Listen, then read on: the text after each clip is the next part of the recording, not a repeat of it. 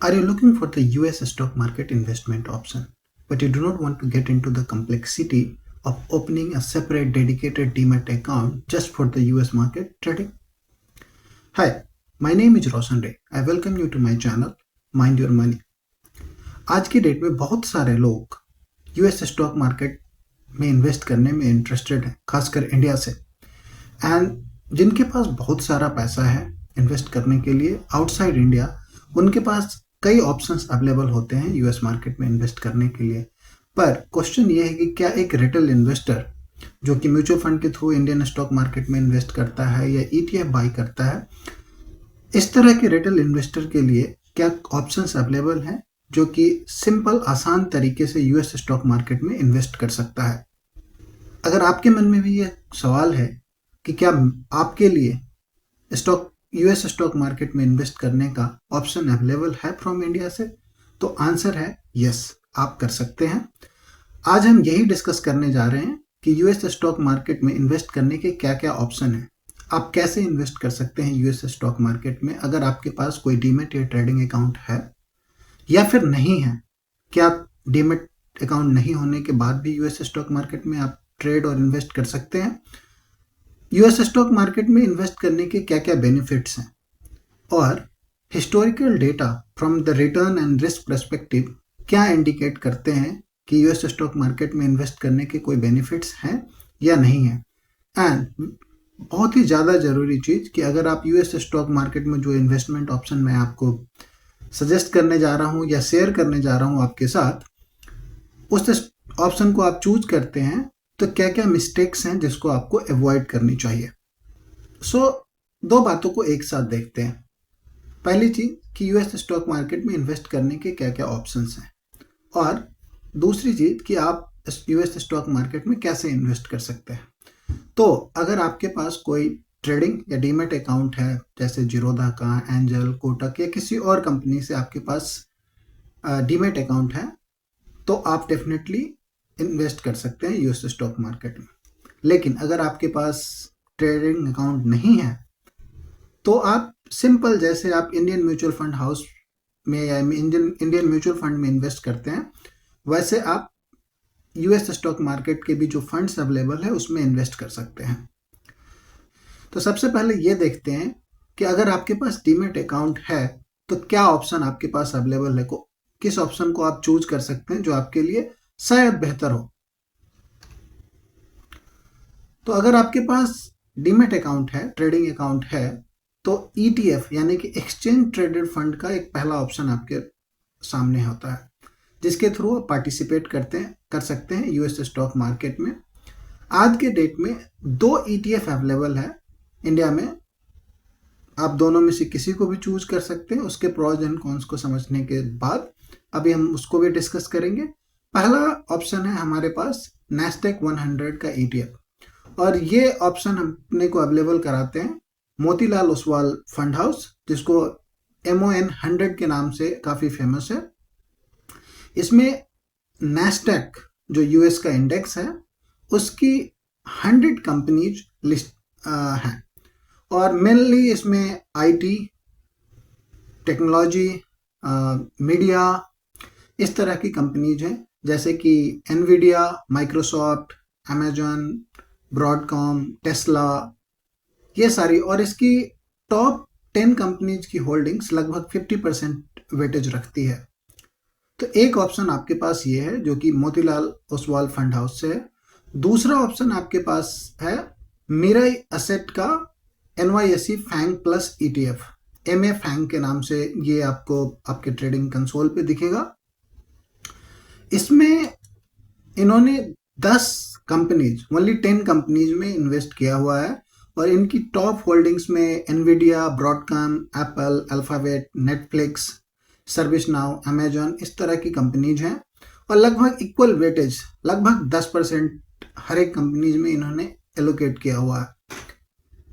तो MON 100 में वो रेप्लिका है इंडेक्स का। इंडेक्स यानी कि नैस्डैक 100 में कंपनीज की वेटेज जैसे चेंज होगी, ये अपने आप रेप्लिकेट करेगा और चेंज होगा।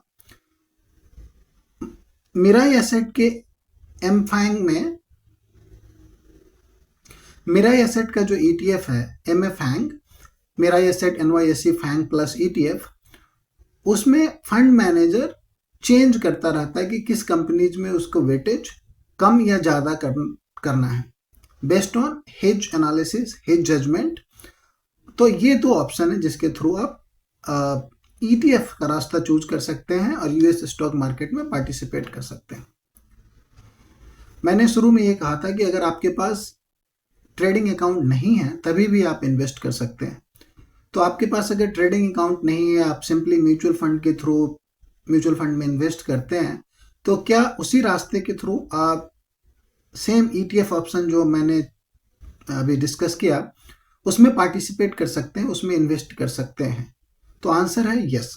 ये दोनों फंड हाउस, चाहे वो मिराई एसेट हो या फिर मोतीलाल ओसवाल हो, जो ETF मैंने MON 100 अभी बताया और दूसरा मिराई एसेट का MF फैंग बताया, ये दोनों फंड ऑफ फंड भी इनके पास है। यानी आप म्यूचुअल फंड के रास्ते इन फंड ऑफ फंड में इन्वेस्ट कर सकते हैं। सिंपली जैसे आप वन टाइम इन्वेस्टमेंट या SIP करते हैं किसी दूसरे म्यूचुअल फंड में, उसी तरह इसके भी फंड ऑफ फंड में आप इन्वेस्ट कर सकते हैं। अब सवाल आता है कि अगर आप इंडियन स्टॉक मार्केट में इन्वेस्ट करते हैं तो US स्टॉक मार्केट में क्यों आपको इन्वेस्ट करना चाहिए? अगर कोई बेनिफिट्स होगा तभी तो हमको जाना चाहिए US में इन्वेस्ट करने के लिए।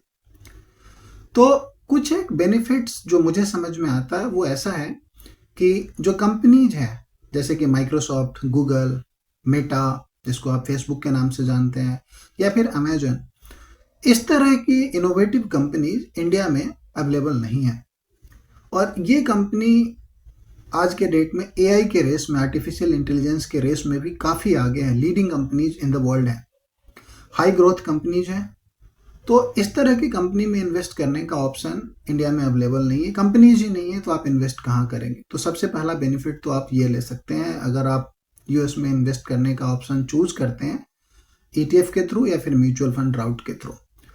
दूसरा बेनिफिट ये आता है कि रुपी हर एक साल लगभग 2 से 3% डिप्रिसिएट करता है अगेंस्ट US डॉलर। मतलब 2 से 3% का आपको एडिशनल गेन मिलता है। सो कंपनी के स्टॉक्स कैसे परफॉर्म करेंगे, उसके साथ साथ आप रुपी डिप्रिसिएशन का बेनिफिट ले सकते हैं। 2 से 3% एडिशनल आपको गेन मिलता है रुपी की वैल्यू डिप्रिसिएट होने की वजह से। तीसरा बेनिफिट जो मुझे लगता है वो है डाइवर्सिफिकेशन का। कई बार ऐसा होता है कि US स्टॉक मार्केट परफॉर्म कर रहा होता है, आउट परफॉर्म कर रहा होता है इंडियन स्टॉक मार्केट का, एंड वाइस वर्सा भी होता है। तो अगर आप इसका बेनिफिट भी लेना चाहते हैं कि जिस समय इंडियन स्टॉक मार्केट परफॉर्म नहीं कर रहा है और उस समय अगर US स्टॉक मार्केट परफॉर्म कर रहा है, तो उसका बेनिफिट आप अगर लेना चाहते हैं तो ये डाइवर्सिफिकेशन के कॉन्सेप्ट से भी आपको हेल्प करते हैं। ये तो हो गए कि क्या क्या ऑप्शंस आपके पास अवेलेबल है, क्या क्या बेनिफिट्स हैं। लेकिन कुछ एक चीज़ बहुत ज़रूरी है दिमाग में रखना, अगर आप स्पेशली ETF राउट के थ्रू इन्वेस्ट करते हैं US स्टॉक मार्केट में, वो इसलिए कि ETF का जो प्राइस है वो डिमांड एंड सप्लाई के बेसिस पे होता है। सो कई बार ऐसा देखा गया है कि जो ETF की एक्चुअल वैल्यू होनी चाहिए या उस फंड की जो एक्चुअल वैल्यू, फंड के एक यूनिट की जो एक्चुअल वैल्यू होनी चाहिए जिसको आप NAV के नाम से जानते हैं, उसमें और ETF के प्राइस में काफ़ी डिफरेंस होता है। फॉर एग्जाम्पल 20 फरवरी 2025 को MON 100 जो ETF है उसका NAV था 186 रुपये 70 पैसे और उसका ETF ट्रेड किया है लगभग 204 रुपये के बराबर। सो लगभग 9 से 10% हायर प्राइस पे ETF ट्रेड करता है, किया है 20 फरवरी को। सिमिलरली जो मिराई एसेट का MF फैंग ETF है उसका INAV कुछ 117 रुपये के बराबर था और उसका एक यूनिट ETF ट्रेड किया 143 रुपीज़ के बराबर। और ये होता इसलिए है क्योंकि डिमांड सप्लाई मिसमैच होते हैं। ETF बाई करने वाले काफ़ी ज़्यादा लोग होते हैं और उसको बेचने वाले कम लोग होते हैं, तो ये डिमांड सप्लाई मिसमैच की वजह से ETF कई बार हायर प्राइस पे ट्रेड करता है।